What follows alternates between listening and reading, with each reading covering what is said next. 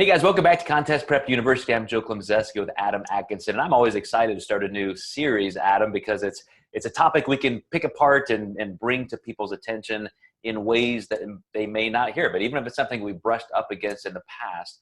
So if you're okay, Adam, I want to talk about coach-client communication.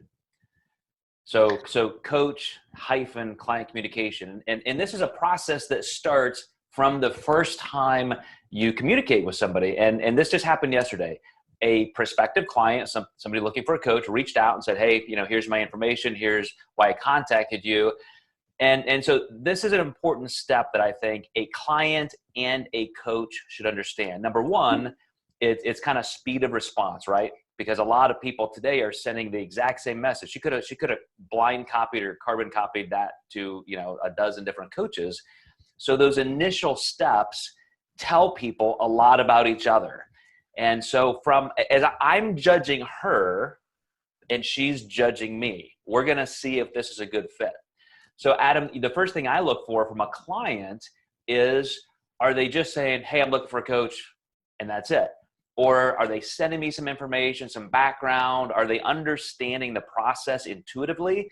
So sometimes even on that first communication, they're sending pictures and some stats and maybe even progress photos currently. And here's what I'm working on this year. Here are the contests I'm thinking about. So I always appreciate that as a first step. What are you looking for when a client reaches out? Yeah, just a kind of context of how they're sending me everything. Interestingly enough, just this week, I had a client interested in possibly switching to me because she had heard that my communication was good. And her biggest issue with her coach was, he's not telling me way ahead of time what we're doing. And I kind of defended him for her and said, that's not going to be any different than me. This is a week-by-week process where we look at everything. We can kind of summarize where things are possibly going, but I can't give you exact steps. And I said, I'd be really concerned if your coach told you how the whole prep was going to go, because then they just don't have an adaptive method of coaching.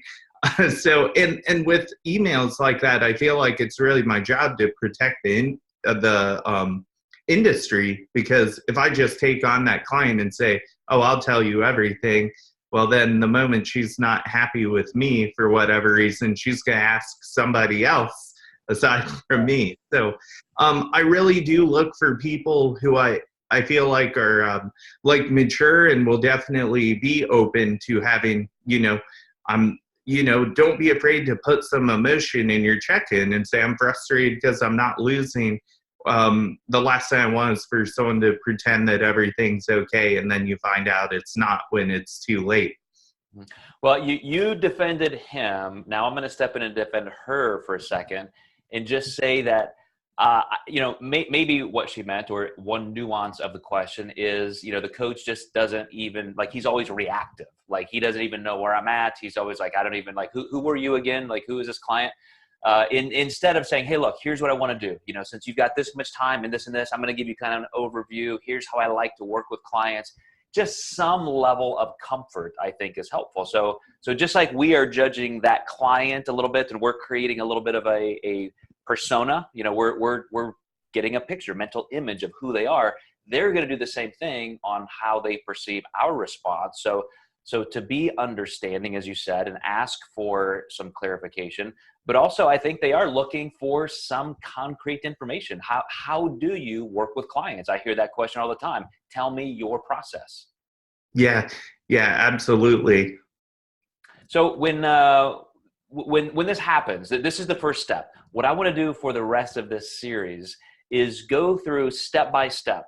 Not only that initial place where it's okay, we're going to decide whether we're working with each other or not, but then getting into how we start that programming, how we describe the communication is going to roll forward. So you guys stay tuned. In the next 4 or 5 episodes in this series, we're going to cover client and coach communication through every single layer. So see you next time in Contest Prep University.